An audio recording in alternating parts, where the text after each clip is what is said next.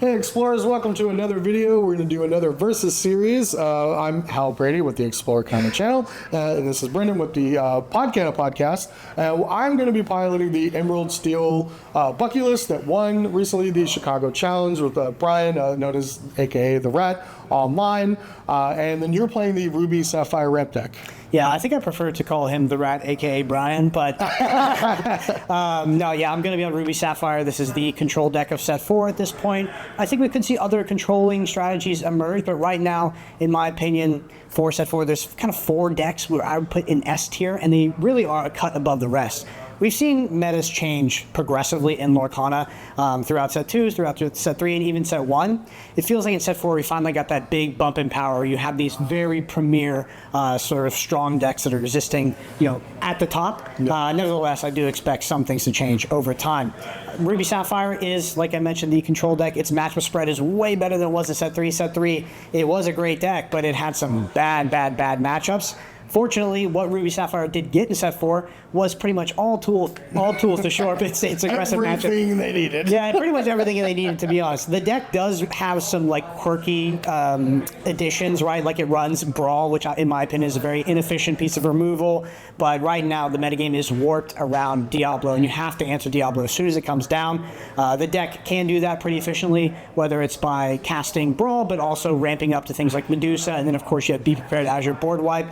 Overall, I think the deck is well positioned into green steel. I haven't played too much of it myself. But right now, Ruby Sapphire's worst matchup, probably Ruby Amethyst, to be honest, which is crazy because in set 3, Ruby Amethyst was significantly disadvantaged against that deck. But Ruby Amethyst's equity to be an aggressive deck and to take an aggressive line against Ruby Sapphire has gone up dramatically in set 4 due to the additions of Flynn Rider and the Inkable Sisu at 3. And then, of course, we do our traditional Castle on 4, which is just Yeah, they're kind of like the 1-drop. Now they have 8 1-drops that can just replace themselves with the new Magic Broom. They're still playing Chernobox followers. The new Flame is like Red Diablo. No, it's not, but it's it's what they have. It's their most powerful early drop. They can run away with the game if it's unanswered. Nowhere near this goes Diablo, but still really powerful. And that turn 3 Sisu, most of the time just having more power than anything else on turn 3 is a big inclusion.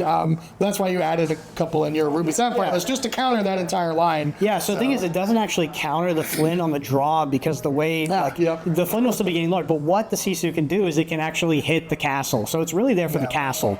Because your Maui doesn't clear castle has 7 willpower. Maui comes down, doesn't clear it, and the opposing Ruby Amethyst opponent doing that 1, 2, 3, 4.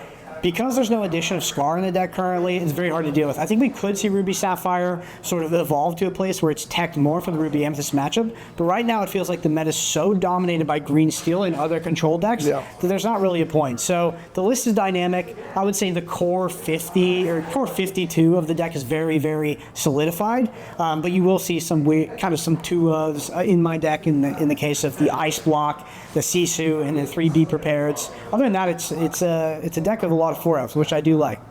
Sweet. Well, we're going to take a look at the decks, and then we're going to get into some games.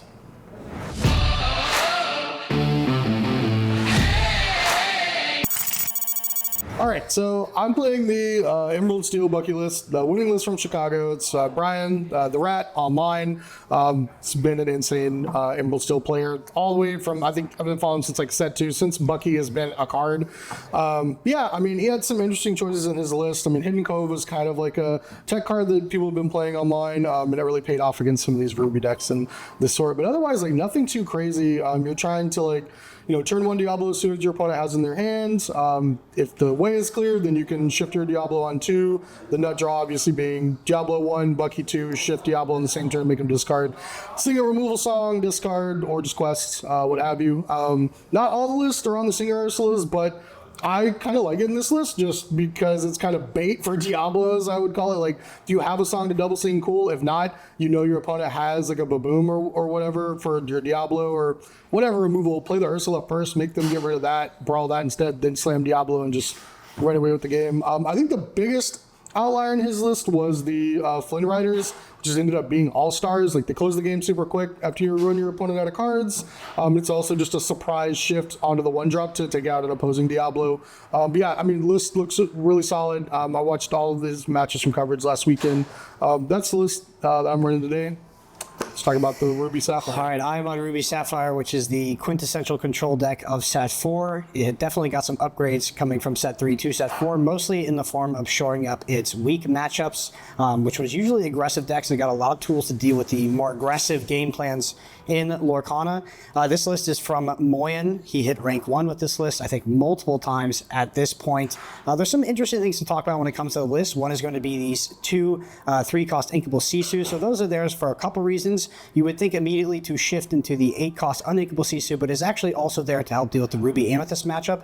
The Ruby Amethyst sort of on the play curve right now is 1-drop, 2-drop Flynn, 3-drop Sisu, 4-drop Castle. And really the only way to deal with that effectively, and it's still not very effective, is maybe to have a Sisu like this on the board. 3 costs are very weird in the Ruby Sapphire list because there is one card that stands out above the rest, and that is 1 jump ahead. You always want to be casting that on 2. You always want to be only getting for it. And you're pretty much always going into your 4-slot curve after that. Another thing to talk about in the 4-slot is how far I'll go. This is probably the most cut card in the deck. And when I say cut, it doesn't make its way out of the deck, but it actually goes down from 4 to 3 copies, which is, it seems innocuous, but it's actually a very contentious subject. I think this card should always be a 4 of, and is a must include in the deck. It is uninkable, but it does ramp you. We have 8 uninkable cards here that do actually ramp us and gain us a sort of a form of card advantage. So that's why we can run this very high uninkable count in a deck like this.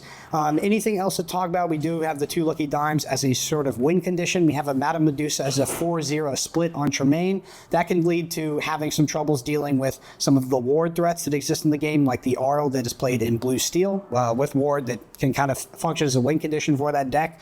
We have 3 Be Prepared. Be Prepared at one point didn't make its way all the way out of the list, but has come back in as a 3-of due to those ward characters and due to some of the more go-wise strategies that have been coming back to the metagame. The ice blocks are down at 2 instead of 4. If we could play 4, we would, but I don't think we can in this matchup. 4 Brawl is an absolute must in a Diablo meta. Diablo is the most warping card in the game right now. If you do not answer it immediately, I do not think that you will win the vast majority of those games. So Brawl is incredibly important to doing that. Other ways to deal with Diablo are ramping via 1 jump ahead and things like Fishbone Quill into the Madame Medusa, but we do run very inefficient 1-for-1 removal in the form of Brawl because Diablo is such a powerful card. As we progress to the late game, we have these 8-cost uninkable Sisus, which can really hit pretty much everything in the green steel deck, and combined with Ice Block can hit most of the things in the game. Our weight conditions, again, are the Lucky Dime plus the Tamatoa, recurring those items, questing for a lot, and sort of closing out the game fast once we get to the later turns. And then finally, we have the 4 Maleficents at the top end, just a 2-for-1 our opponent once we do get ahead on that ink. Other than that, everything is stock standard. The most important things you're looking for in the mulligan are going to be the 1 jump ahead and then the popsicle plus the Flaversham, depending on the matchup, right? But agnostic of a matchup with no information, you're going to be looking for the draw package plus the ramp package. Probably going to send these 3 back. They're redundant. They don't really do anything in the matchup. They are inkable, which is nice. But for the cards I'm keeping, 1 drop into most important 2 drop into turn 3 draw into turn 4 sing this card, which will allow me to play Madame Medusa on the potential Diablo. There is an argument to mulliganing for the Brawl specifically, and I am on the draw, which I just thought about. This is a little bit slow on the draw, but maybe Hal gets unlucky. Unlucky, no Bucky, who knows. So I'm just going to keep these 2. If you don't have this for turn 2, then obviously you can keep this. If you're on the Diablo line, then I would be more inclined to keep this just to try to protect it. But I mean, if we know what we're playing against, this actually doesn't prevent a Brawl or something. So this matchup, I just want these 2. I want this on 2 and then just Floodborns every turn after that. So you could keep the Hidden Cove actually, because that's, I don't know. I think it's only good if we have the Diablo line also. We don't need it for Bucky or whatever. So I'm actually going to ship these 5 and just keep these 2. And we'll see what we get. Yeah, I'm just sitting 3 feet across from Hal, just waiting for him to say, okay, this is the God curve. Not quite. Hand's not bad though. So we are going to be able to curve like 2, 3, and 4. Wish that one of these was an inkable, but I think we're going to be able to make do. We have enough inkables, so that's what we're going to start with.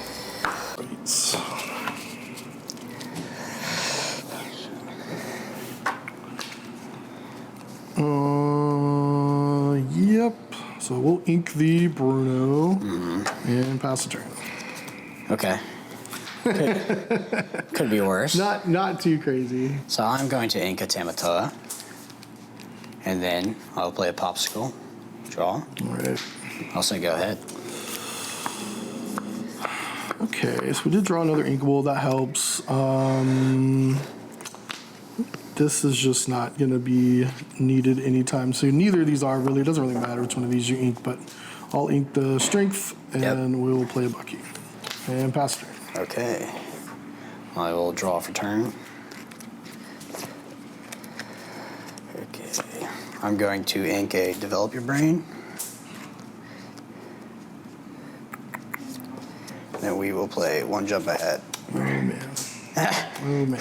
So the way we prepared for store championships in set 3 is we would put like the ideal curve in a hand, right? And then we would shuffle the rest of the deck and say it was an ideal curve of 4. We'd shuffle the rest of the deck, draw 3, and we'd shuffle the other deck. And we try to figure out what lines could beat specific openers, because I feel like this game is actually like chess, looking 14 cards deep. And yeah, that really helped, because there are specifically openers that you cannot beat. And the reason why I bring it up is we had one jump ahead, and I was like, oh, if I was playing against Moyen on Blue Red, I was like, if he doesn't have one jump ahead, I win. And then we figured out he has it 80% of the time. Okay. Yeah, I like that, because especially if your playtest time is limited, then it's just like, get to the point. Like, give both decks the nut hands and like just see like which one can beat the other. So also, just the card gamer was like, oh, if he hasn't, it's like, oh, with the Lorcana Mulligan, he has it 70 to 80% of the time. So yeah, the Mulligans and Lorcana are pretty broken when you're looking for a specific card for your opener. I'll ink a Robin Hood. Then I have a choice between these two. I think we are just going to go ahead with the Diablo here, just because if we don't draw another inkable next turn, we really want to get to 4 to just keep curving out. But also, it's going to make them have make a decision. Do they want to brawl the Diablo right now? Do they want to just like jam Flavor Sham? Like, it kind of puts them in an awkward spot. So we're gonna go with Diablo here, trigger the Bucky. And I will consider my discard here. This is actually an interesting decision. So a lot of my cards cantrip, which is nice, and do better than that. I think I have a pretty clear turn 3 into turn 4 here. So I'm going to actually discard now how far I'll go. Let's see. Yeah, there's no reason for me not to quest here. Yep. We'll go to 1. Sounds good. Over to me? Mm-hmm. All right, I will untap and draw. It's a nice draw. I will ink a Grimmatala. I will play a Flaversham. Target my Popsicle. I will draw 2 cards. Boom. Bucky's not so bad. Go ahead. Yeah. Only making you discard 1 a turn. So not too crazy. Oh man, that is a draw. Let's see. So they don't have. There's no like Fishbone Quell in play. Next turn you can go to 5. You could sing like a How Far I'll Go and get to. You could be on 7 in like a turn, which would be a little scary. So the choice is we either take a turn off of like curving these out and play this, and then we can start doubling up, or we would just have something to go off of like a post a board wipe. So the ink here is 100% going to be the Ursula, so that's not a question at all. Man, that's tough. Let's see. It'd have to be exactly like ramp into Be Prepared. Big Sisu would be a whole other turn past that, like unless they play like a Sisu next turn, but then like they're not dealing with the Diablo, they're not ramping, and it's not the end of the world.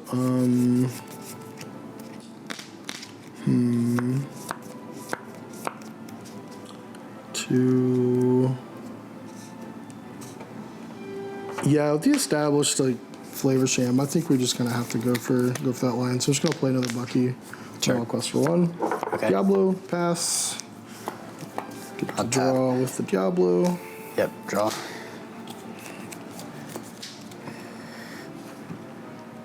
So, as Hal mentioned, and gave us great advice, we would like to find a Be Prepared or a Big Sisu. And we are threatening to lose a lot of the hand. As a result, I might choose to, instead of draw more cards, I might choose to actually prioritize that ramp. I mean, I'm perfectly happy with you drawing more cards right now. So I'm going to brawl the Diablo. And then now I'm less excited about it. I'll play a popsicle.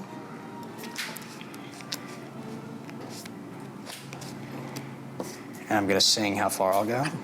Yep. So look at these two.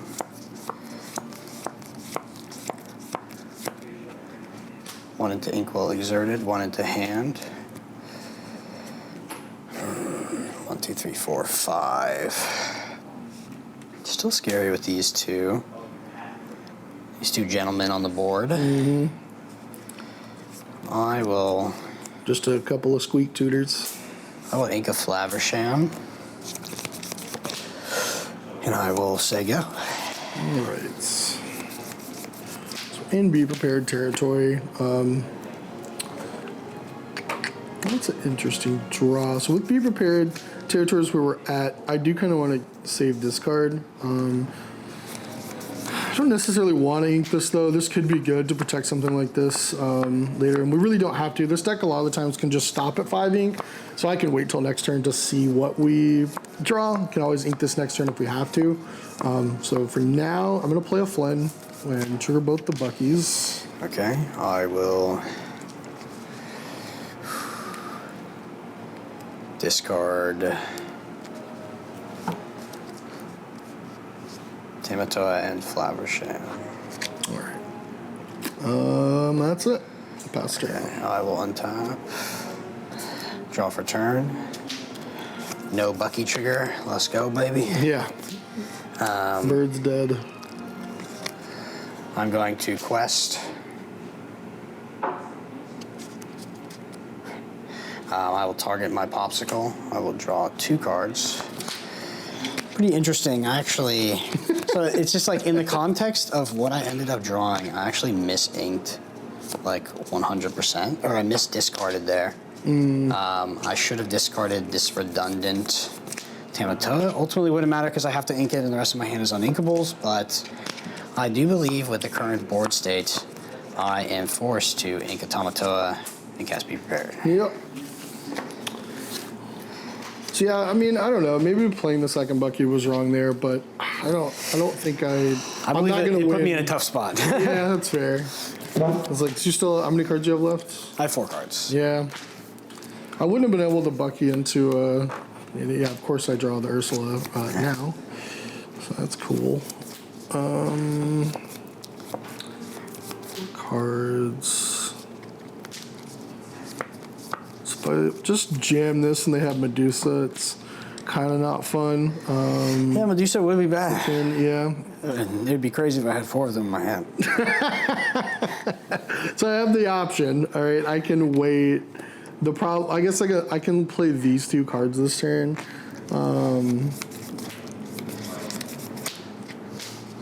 Yeah, I mean, now I would just kind of like take that out. It would be kind of a waste. We're in a pretty rough spot. I mean, it's gonna be pretty hard to still come back from this game. But I'll play an Ursula this turn just to see what you got. I was bluffing. Okay, cool. One of them. So you had 2 Be Prepareds anyway, so I don't feel so bad ripping the Ursula now. Okay. Then I guess I'm gonna just play this Hidden Cove, move Ursula there and pass. Sure. So Ursula has 2 attack? Yep. Okay. And 4 willpower. Draw for turn, and I will start off with a Develop Your Brain. Yep.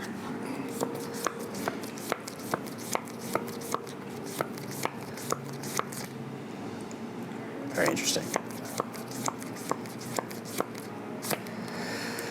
this one to hand, this one to the bottom of the deck. And then Yep. I will say go. Okay, that's actually interesting. So we can either ink this, or if we play this, we kind of just have to pass the turn. We could go this and this just to like cycle this, get a couple damage on the Medusa. But the idea of like playing this next turn is next turn we'd be able to shift this and put it into the Cove, which would protect it from the Medusas. Now the Cove's going to be starting to get threatened by the 4/4 Medusa anyway, so it's not like a safe game plan. We know they have 2 more Medusas, so it's pretty rough. Yeah. And a top deck Maui. It's pretty rough, yeah. All right, I'm just going to deal 2 to the Medusa and draw a card. Sure. And then let's play a Robin Hood. Yep. Let's ink a Diablo. And I guess I'll put him there too. Sure. And pass. I will draw for turn. Oof. I will start off with a develop your brain. I will find a Maui.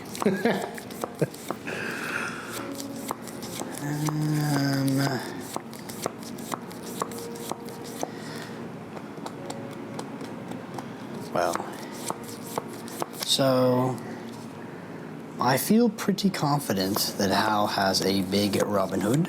No. No. Surely not. Which is interesting, because I have to develop, and I have to let him trade the Medusa, and it just is what it is, right? And then we're chilling, I think. So this one's going to go at the bottom for the develop your brain. And yep, so you're going to trade that and get 2 lore. And then I will trade you back. So I'm going to hit the thing.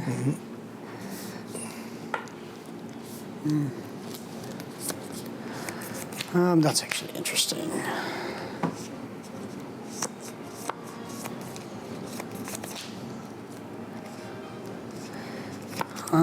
I regret my decision on develop your brain, but Yeah, I was like, you can just Medusa Go ahead. the 1-drop. Yeah, I should have taken the Inkable. Just take the Inkable. I took a. Yeah.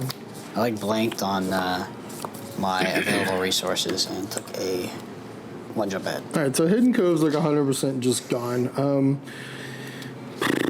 All 3 of these cards die to the 3rd Medusa. So which one do we want to get Medusa? Is the question. 3 Medusas. It's pretty wild.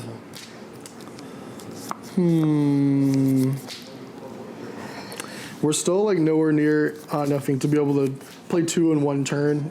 Even next turn, I guess I would have to ink this to like get to 7 left. We don't want to. We're not going to ink any of these cards. You have 3 cards left. Yep. Okay, I think it's gonna have to be we're gonna play Flynn this turn. Okay. And just for fun, move it to the Cove. Here you go. Okay, I will untap.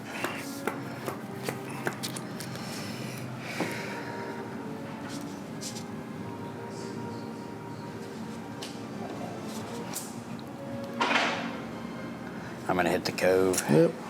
Cove's banished. Oh, did you? Yep. Sounds good.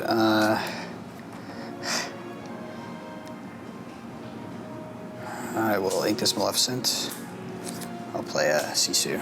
Yep. So the last Medusa hits more things. That's why I keep it. Yep. Makes sense. And then, over to you. Which the Sisu would have taken out 2 of the 3 cards we had in our hand anyway. Not a great draw. Let's see. I think the only way we have a chance of getting back into this game is going to be this card, so we're just going to have to throw away the Robin Hood and pass.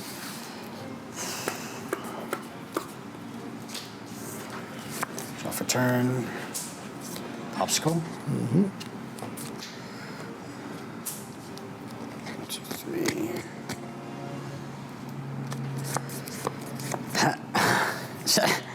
It's the table talk that I'm hesitant on, is because I assume that the next card is the card that.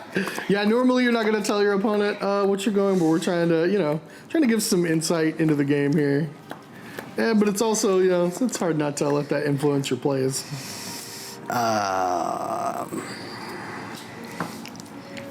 So I'm assuming it's like a beast. I would think. So if you didn't know that, are you ever not killing this Robin Hood? That's exactly what I'm trying to think. It's like, would I ever not kill the Robin Hood for the follow-up, like, worst threat?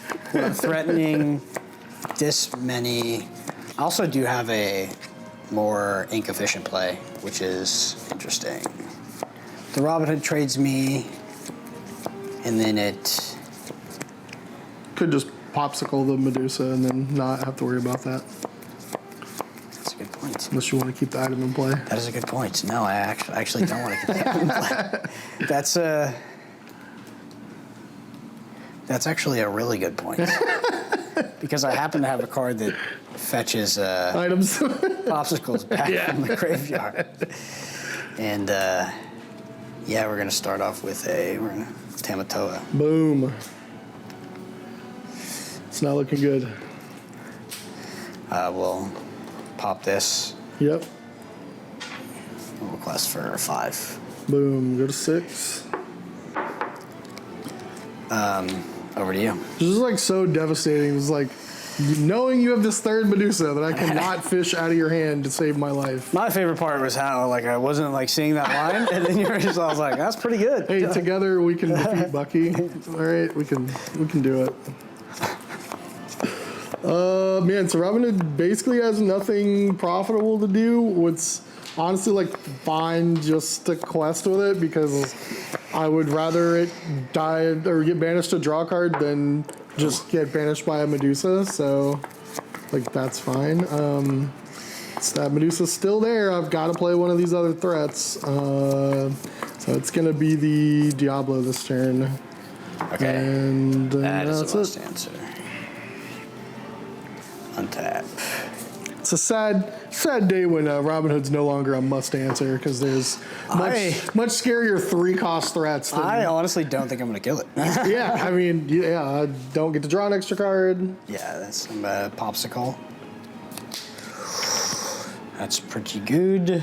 Diablo is not tapped. I'm going to sing How Far I'll Go. We're going to take the card that cantrips. We do not quite have enough ink to... Yep. So, we are going to quest for 2. 2, 8. Find my 8. Oh my goodness.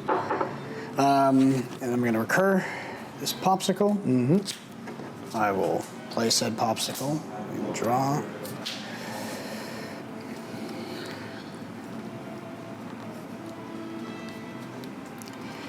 And then it's going to be a Medusa. We did it! We finally got the third Medusa. I will quest for 4 more. Go up to 12. And we're going to ink this Maui because we're winning next turn. Go ahead. All right, so we're going to play a beast that will probably not get to draw any extra cards this game. This doesn't do anything. We only have 2 characters out. Doesn't really matter if we can ink to 6, I guess, but it just doesn't. I also have lethal, so. We never get to 7. I guess if you have lethal, can I even stop you? You have lethal in play. 3, 4, 5, 6, 7, 8, 9. Yeah.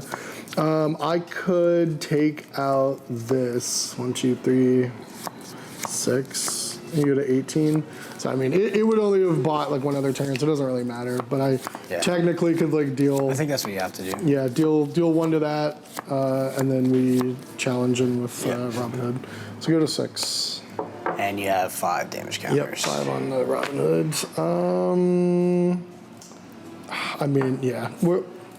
there's really no point. I mean, you could ink this in place. It doesn't do anything though. But We will untap.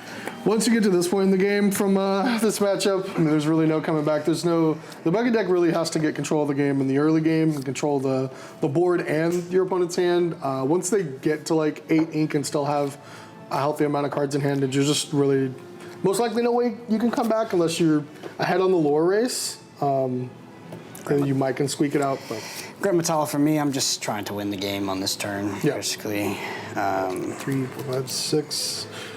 Yeah, you need 2 more items. There's 1.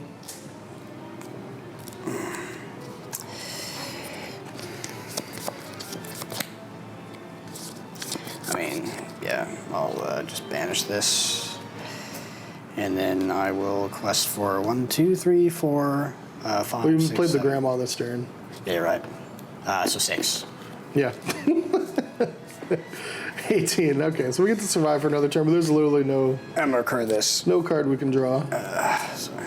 And we're only at 6 lore. I'm going through the motions of this. Yeah, so- I still have We show it off. yeah, one more. Sorry. I feel bad for just like I'm like Nah, we're showing how the decks work. Yep, it gets. I'm gonna ink this Maui. Yep. So these all came into play this turn. Go ahead. Do you feel like Maui's still a mandatory 4 of in that deck? Yeah, I think this deck gets wrecked by Castle. So Okay, yeah, that's fair. That's like you need the for sure out. Well, we drew a Bucky. Yeah, so if you like being in this on this board state on this side, then this is the deck for you. yeah. It takes a kind of person. You take 100 actions a turn, draw a bunch of cards. Yeah. Okay. Well, yeah. Once we're at this point, we're pretty much done. So we'll go ahead and go to game 2. All right. So we're on the play for game 2. So we're down a game. So I'm going to keep these 3 and ship these 4 back again. Like I do want this on turn 2 if I already have like the Diablo setup. But since we already have something else better to do on turn 2, then we're going to keep this in the hopes we're shipping these 4 back, and we're keeping this obviously to hope to get to ship this on turn 2, which is like the best play with opening with the deck. The reason we're keeping the Sudden Chill as well is like you may draw the Singer Ursula for turn 3, which would be really solid, or if you happen to draw the Shift Diablo, then you have an action to discard. So it's just kind of it's not a card that you're always going to keep in your opener, but that's why I'm keeping it with this particular setup. We'll ship these 4 back and see what we get.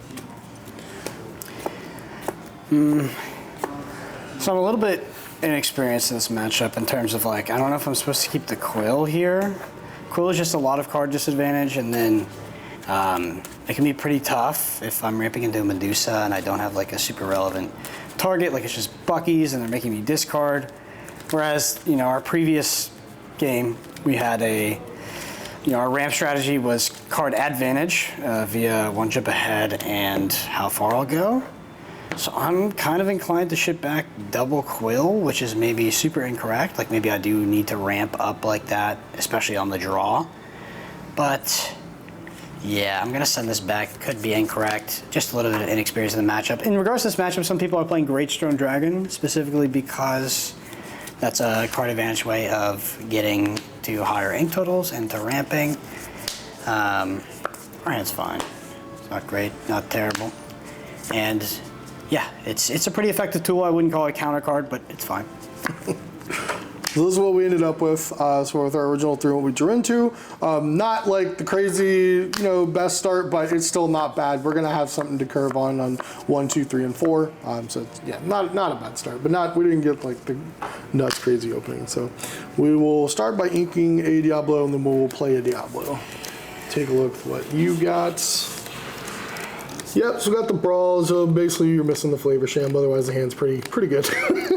Yeah, how far ago would be nice too. I drew the Lucky Dime, which is not great. Yeah. That'll be your first easy discard. Yes, sir.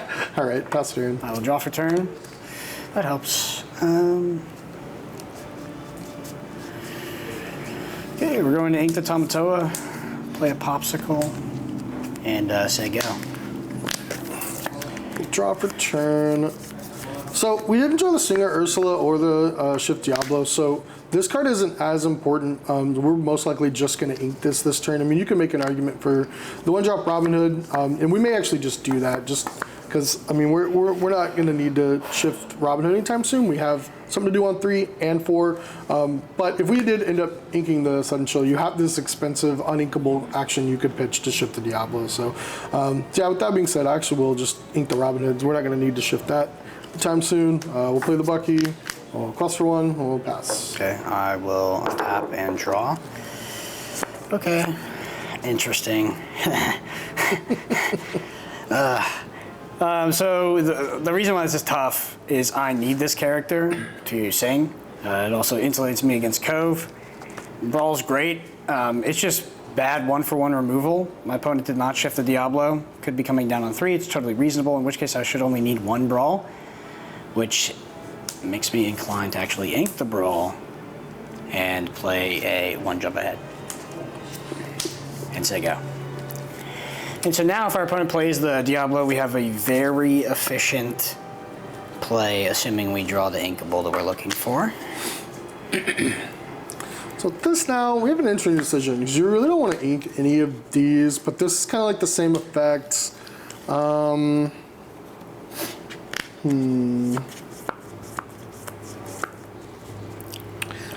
We're definitely going to play one of these this turn. It's just a decision of do we want to ink the other one or ink the Sudden Chill. And I think I will just keep the Sudden Chill, because we're not going to play this next turn anyway. We're going to play this, so it's not a huge, because we're going to ink an Aladdin, play an Aladdin, trigger the Bucky. Yep, and yes. Yep, there's the free discard. Opponent's only going to be on 4 ink, so we are free to quest for 2 here. Go to 3 and then pass. Interesting.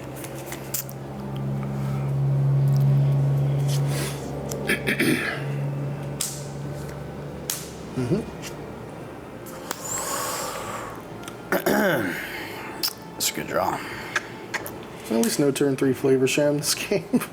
Just turn 4 probably. That Aladdin feels like a problem. Yeah.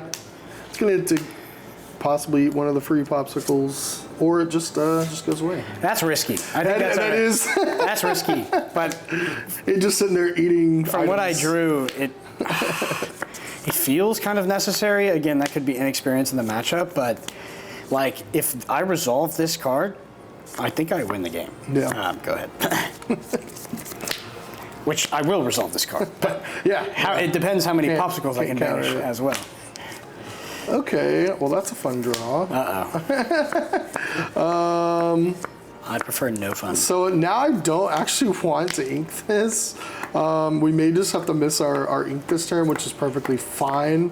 Yeah, so I'm gonna play a Singer Ursula. Okay. And we will quest for 1 with the Diablo. Okay. And pass. I will untap.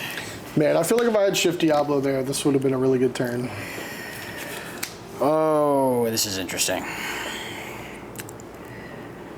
So, yes.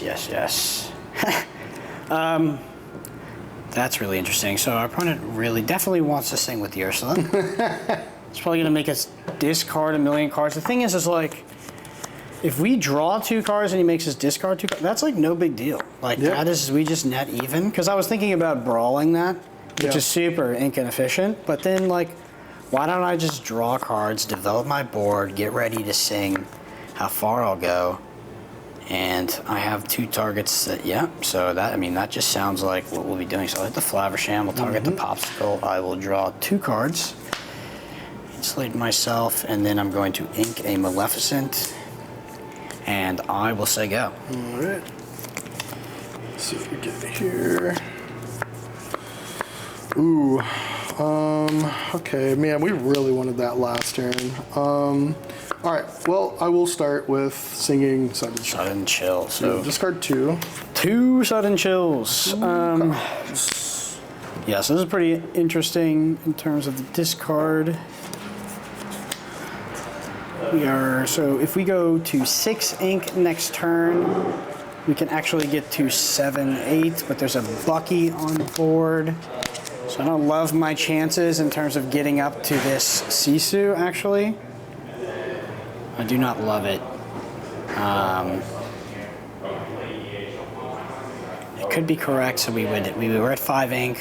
We have to discard 2. We get to 6, and then we need to play both of these to get up to 6. I mean, I guess maybe we only have to play 1. I'm just worried about being forced to discard one of my cards. All right, so at 5, ink this to 6.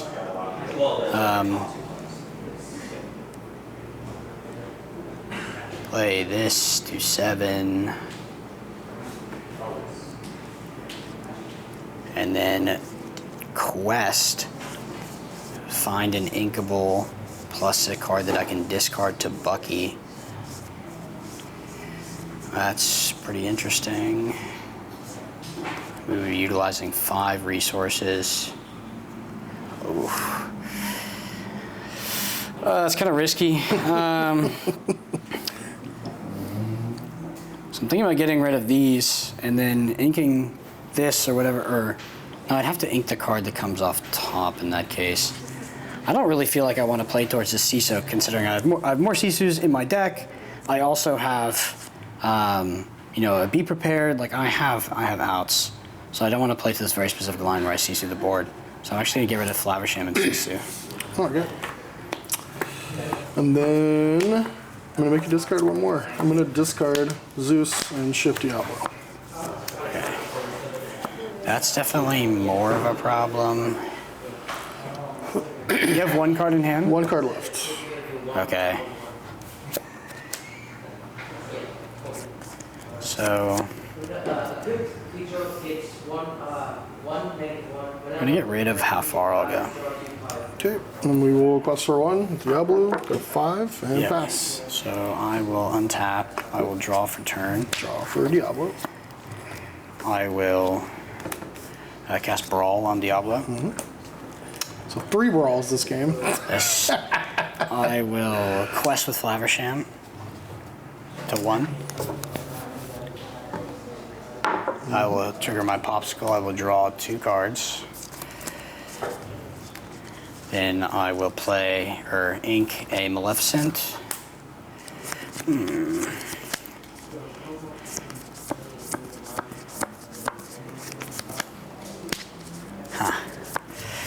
It's just a card. If I can go down to 1 card, I just don't want to discard that card potentially.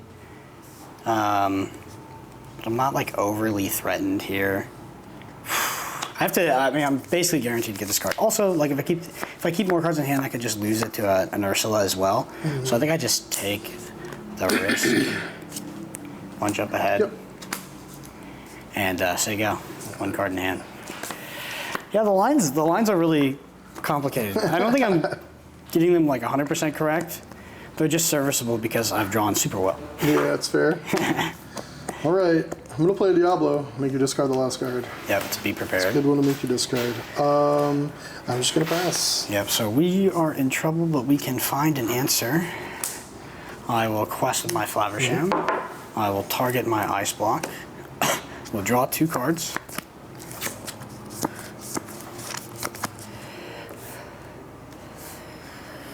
And I'm gonna cast Be Prepared. All right.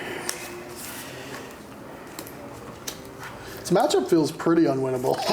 Like impossibly bad. I feel like if you run a runner, be prepared. It's pretty easy. pretty good. I'm gonna ink the Fishbone Quill. Yep. I'll have 1 card in hand. Go ahead. I'm going to play a Bucky, and then I'm going to, I'll ink a Flynn and then pass. All right, I'm gonna start it off after drawing for turn with a Grammatala. That's quite nice. All right, this one to the bottom, this one to hand. Very unlikely I have to discard 2 cards, but likely that I have to discard 1, in which case I will pass the turn. If I have to discard 2, I might be in a harder spot if there's like a beast, but there's no way it's like beast plus. I mean, it could be beast plus 7. Sudden Chill is single, right? Yeah. So. I'm only on 4 ink anyway. Yep, so we're chilling. All right, I'm going to play a Flynn and make you discard 1. I'm going to discard a Maui. Okay, here we go. Draw for turn.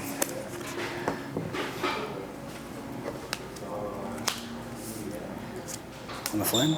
Yep. One jump ahead. Quest 2, 3. With the grandma, right? Yeah, sorry, with the grandma. Same result.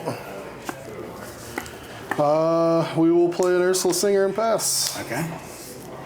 Really just don't want to see, like, Diablo. Yeah, pretty much. I'm gonna cast Develop Your Brain.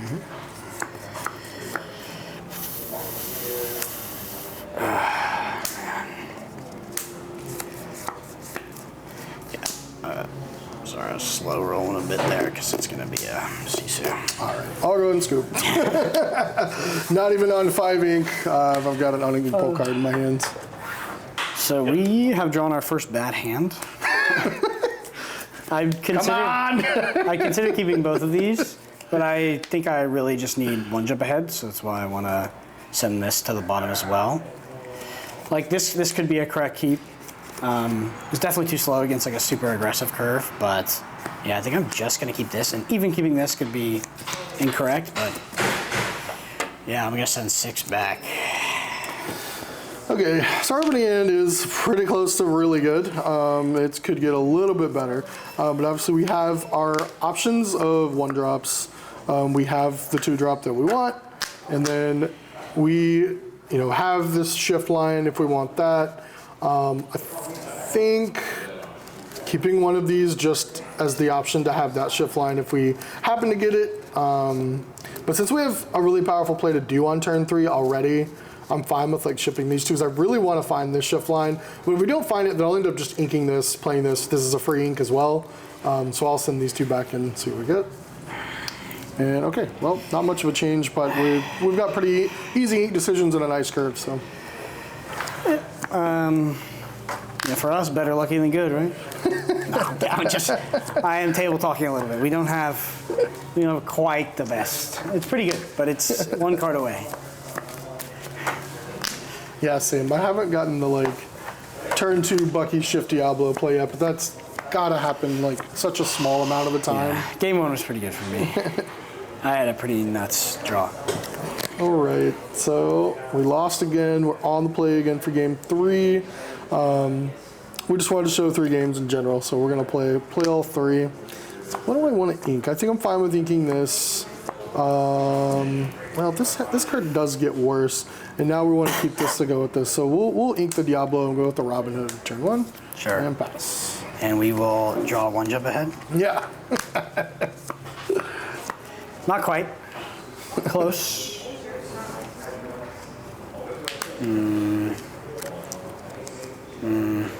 You can take Matoa. Develop your brain. Oh man. Whew. Not a popsicle. Crazy. Oh man. I'm just so lucky sometimes. Go ahead. Well, at least you can't turn 3 Flavor Sham drop off the popsicle. True. That line is not an option this game, thankfully. I'm gonna ink a Flynn. We're gonna play a Bucky. I'm gonna quest for 1 with a Robin Hood and pass turn. I'll draw. Imagine that was 2 1 jump aheads to select from. Not 2. There's just 1. Okay. I'm not that lucky. I'm gonna ink a Developer Brain. 1 jump ahead. Yep. Your turn. So we draw. Our hand's pretty solid. We definitely aren't going to need that card. So that's an easy ink. We ink the boom. And then our question is, do we want to do this card or this card? So on the play, this is a more aggressive lore line, but this card's going to get worse as the game goes on. This puts them on exactly Brawl next turn if they want to answer it. It'd be Brawl plus Popsicle. It's sure, Popsicle into Brawl, but they have to have it. In a couple turns, Medusa just cleanly answers this, so it does just get worse. So I think I am actually going to go with Ursula this turn. Sure. Free to quest with both of these. Go to 3, pass turn. Okay.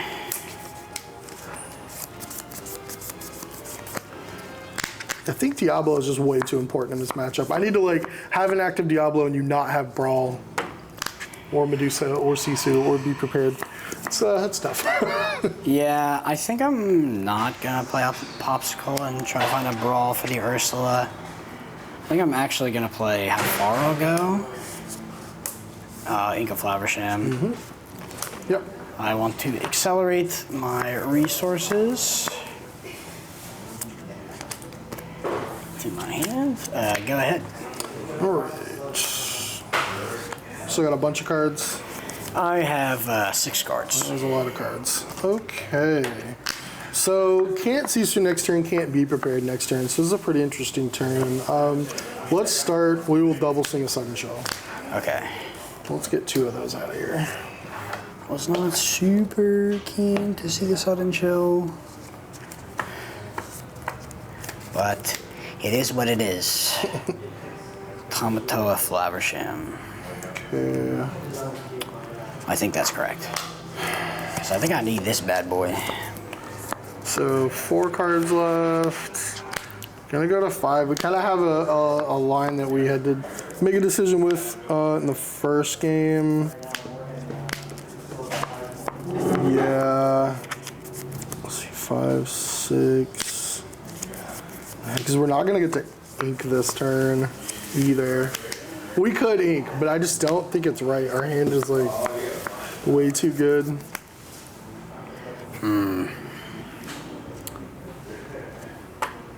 Problem is, like, if we got to 5 next turn, we could play both of these in the same turn. It would mean we have to ink this and basically not play anything this turn. So maybe the play is actually we do ink this and then play this. Or we could just, I mean, there's also the option of just shift this and start questing, but it's not like we're running away with the lore right now, so. All right. I don't think we're gonna be able to stop a board wipe this game unless we get lucky and draw like 2-drop Ursula. Yeah.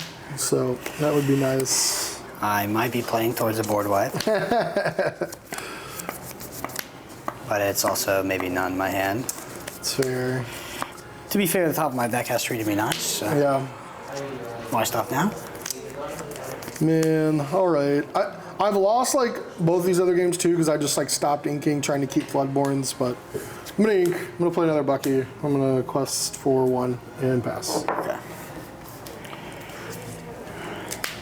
I think just like not having Diablo or some other way to like replenish my hand, it's making these decisions very difficult.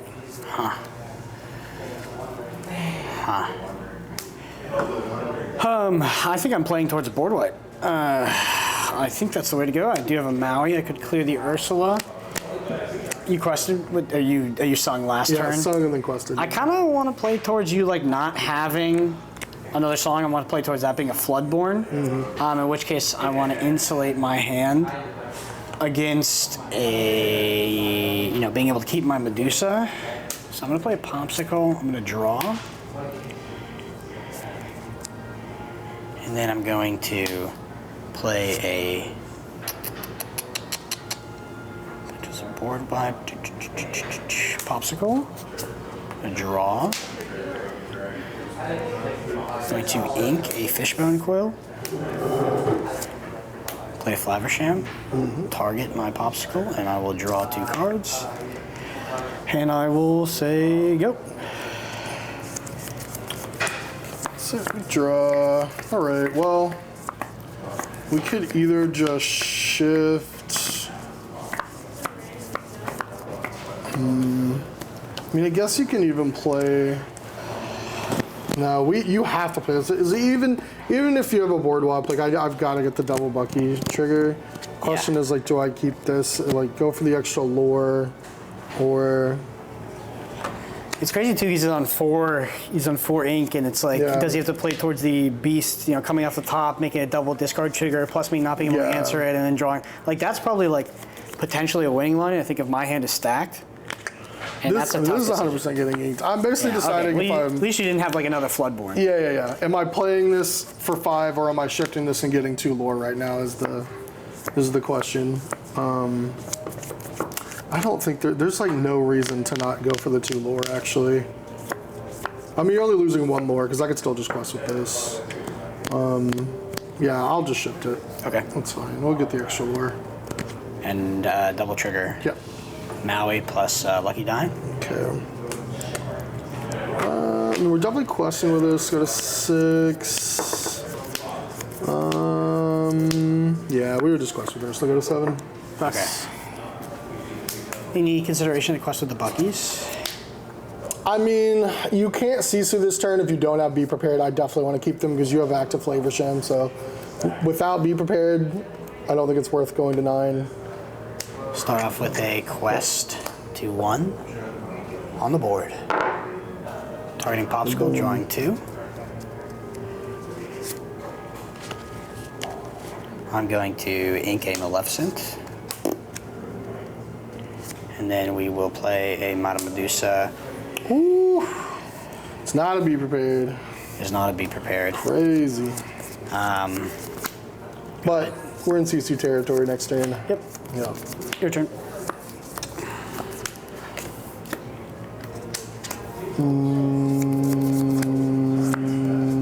Okay, kill your Flavor Sham. Okay. And we will pass.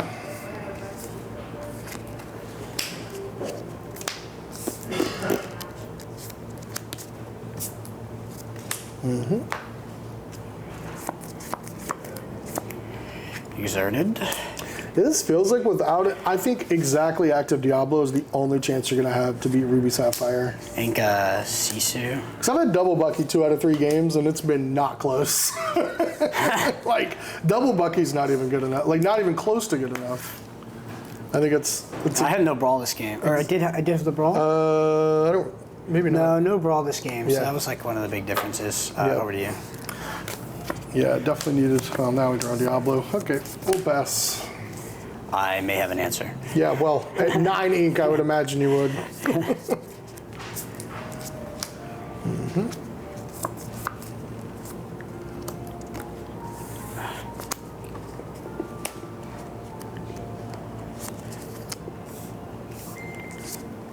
Yep. Just takes out Diablo. It's funny when you're talking about the Fishbone Quill in your opening hand. I've talked actually a lot about that. Yeah. And it's like, Fishbone Quill, I think if you already have like Popsicle, 1 Jump, Flavor Sham, I'm probably keeping it to like get 1 ink out of it and then just banish it with Flavor Sham. But like, I don't think it's like a for sure keep in all of your openers like it is in other matchups. I actually think I almost. Just I don't know. I have to play more. I think I'd almost never keep it Just because never? Yeah. it's just so risky. Because it's like so much disadvantage. And like, what am I ramping into? Like, reasonably, I'm like ramping into like Medusa. And then. Yeah. Well, that's. I mean, like one ramp out of it, and you may not even double ink that turn. It may just be like a free ink with a non-equal, and then you're just gonna banish it and draw 2 cards anyway. I feel like I really like. Yeah, exactly. With the Flaversham, I really like the how far I'll go, and one jump, of course. But yeah, that line seems very good to me.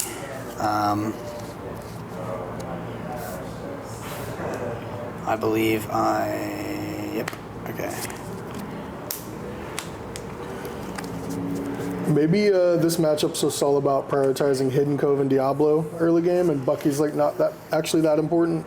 Because Bucky actually did just 0 things. Yeah, it did not feel very pressuring. It's really the Diablo. Go ahead and brawl that. Yeah. 2, 9. Yeah, at this point, there's pretty much nothing the Emerald Sapphire deck can draw. You have 1 card? Yeah, it's a popsicle. Let's get lucky. I'm gonna hit the Tamatoa with Bruno. It's random. Yes. Never done this in person. So let's do odd, even. Yeah. Odd. Woohoo! Alright, pass. We did it. We did something. Popsicle into Tamatoa. Yeah. That would be par for the course, I feel Yeah. like, with these matches. 5 again. Your turn. Yep. And that is a strength. So I'll go ahead and scoop. Yep, I have. Be prepared. All right. Well, we played best of 3. We went in and just played 3 games for fun, just to have 3 games, make sure there's no crazy anomalies. Even though I don't know, I think both decks honestly had like pretty much above average draws. I mean, you had one jump ahead on turn 2 all 3 games. I had turn 2 Bucky on the play all 3 games. Now, I never had the like crazy shift, like one, Diablo, Bucky shift in the same turn, sing a song or whatever. But I think, like we talked about, that's really not going to happen most games. I think you want Bucky on turn 2 and then just Floodborn. And I kind of did that all 3 games, and it just like didn't really feel close at all. Yeah, to say it didn't work would definitely be an understatement. But I feel bad because I should have warned you. I had a bit of a reputation in Flesh and Blood for being very, I would lose a lot of games on stream. They called it a curse. But recording games, I got a little bit of a touch. So my podcast partner in that game was like national champion, multi top 8, top 16, multiple pro tours, like phenomenal player. I think I have like a 90% win rate on videos. Like, it's just ridiculous. I felt like I was getting so lucky in those games. Like, I would mulligan away 3 cards, draw the perfect 3 cards. Game 2, same thing happened. I think I threw away even more than 3. And then game 4, I had my first bad hand. I mulligan 6. Oh, hey, it's a good hand. I just got super lucky. But it did really feel like if I had access to one jump ahead, in conjunction with the Popsicle on 1 and the Flaversham on 4, it felt like make me discard as much as you want. I've got more cards than you can play Floodborns. The things that were scary was like, the only thing in my opinion that I was scared of was not being able to answer the Diablo. Yeah. Fortunately, I had it every single time. In regards to some of the top decks and with the board sweepers, I think that was pretty lucky. Like you made me discard the Be Prepared. I went runner. It was really the first card off top. I did end up, I think, singing like a How Far Ago and looking deeper, but it was the first card. So yeah, I just felt like I had insane draws, to be honest. Like they were crazy. So yeah, I mean the Ruby Sapphire deck is much more powerful than it was in set 3, and this is an aggressive matchup, a matchup you used to struggle into, and the matchup it's not so bad. If you don't answer the Diablo, you lose. But that's a paradigm that every deck faces in this format. Yeah, for sure. And Ruby Sapphire doesn't even have the most efficient answer. I think Steel has the most efficient answers. But like we talked about, 3, Brawl, it's not a fun card to play, but like just a necessary evil. Then once you get to like 6 things, it's like cool. Now I got Brawl or Medusa, getting close to Sisu, getting close to Be Prepared. So it's like I think Diablo is really just the scariest in the super early turns. But I mean, game 1 and 3, I had double Bucky and just still playing Floodborns. It's like, how many cards do you have? Oh, like 7. I was not worried. I was not worried at all. Double singing Sudden Chill with Ursula is like still like, I don't know. I think you're just gonna have to have that crazy, opener with this shift Diablo with Bucky on 2, and that's just not going to happen that often. I would lose the phrase "getting lucky" top decks with the blue-red like fairly loosely, because like you do look at like 3 cards a turn almost every turn. Like Flaversham's going to let you look at 2 extra. How far I'll go, develop your brains. Like you're looking at a lot of cards every turn, but I mean you could still just see like a lucky dime and like a card that you don't want. But yeah, I mean that's the power of that deck. You're just very consistent. Does the same thing every game. The opening game plan's pretty much the same across the board. So yeah, I mean it didn't feel great from the Bucky side, but I mean I don't have any like personal feelings towards Bucky, so I'm fine with it getting demolished, to be honest. So, no, those are some fun games. Yeah, thanks everybody for watching. Don't forget to like and subscribe if you like our content. We're going to be doing a lot more of this in-person, like versus videos content in the future. So if you like that, check it out. Thanks, and we'll see you next time.